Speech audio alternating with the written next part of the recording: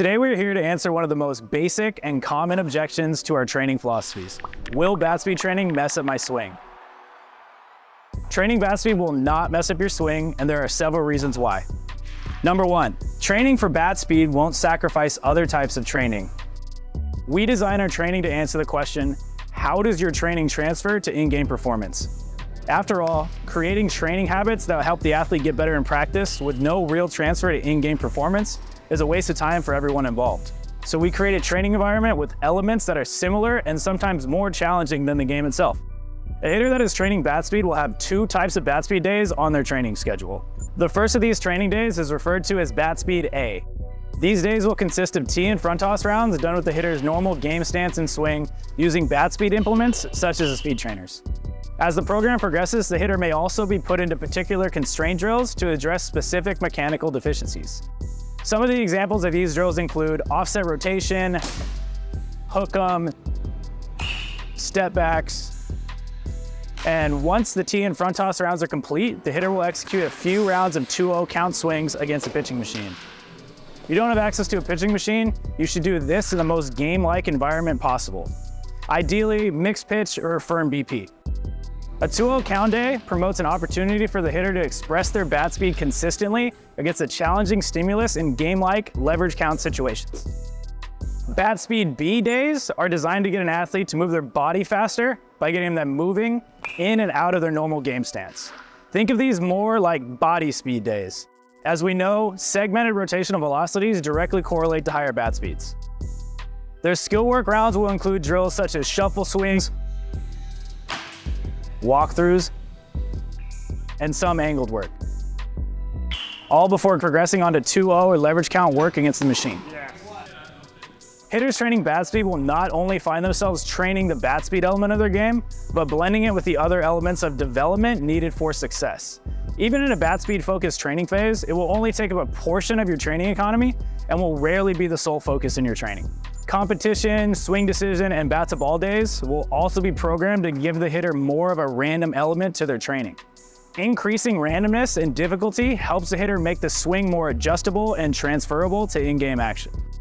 The hitter will then get the opportunity to test their progress against a pitching machine or live at-bats that will replicate and challenge the hitter with similar or even more challenging velocities and pitch movements to the ones they will see in the game.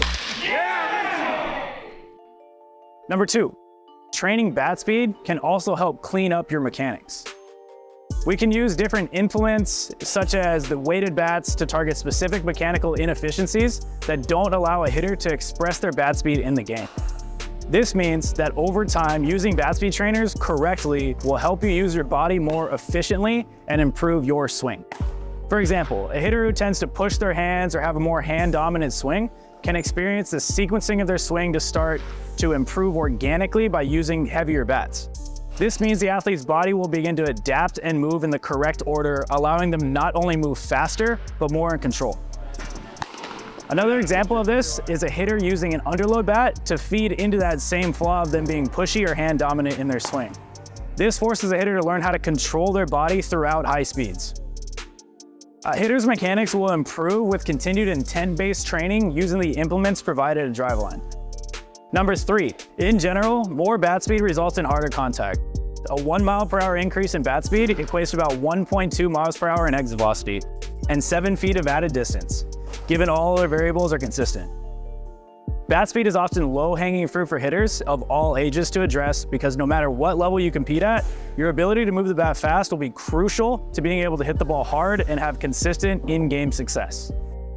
Number four, the time of year and age of the hitter are two critical factors to consider when implementing bat speed training. Making a swing change can be difficult, and in a perfect world, ample time should be given to acquire the skill and allow it to transfer to the game.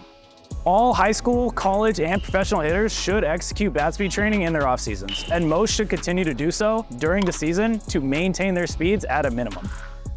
The program length and amount of volume may change depending on the age of the athlete to protect against injury and fatigue. In-season training for athletes looks much different than the work they will do over the off-season. The goal of in-season training is to maintain skills that you built throughout the off-season and provide time to reinforce and pattern movements that drive intentions towards external outcomes. In other words, you need to produce. The best time to take full-fledged bat speed training is in the off-season. Ultimately, the notion that bat speed training could mess up your swing is a myth. How you go about doing bat speed training is incredibly important.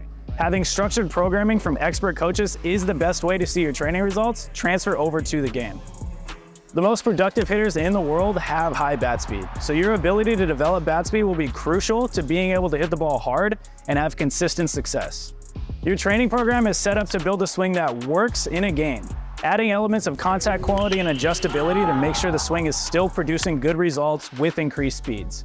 The use of weighted bats can actually make a hitter's swing more efficient over time, allowing for the swing to sequence properly. All in all, adding bat speed to your program isn't going to mess up your swing. In fact, it may just be the best way to improve your swing and results, taking your game to the next level.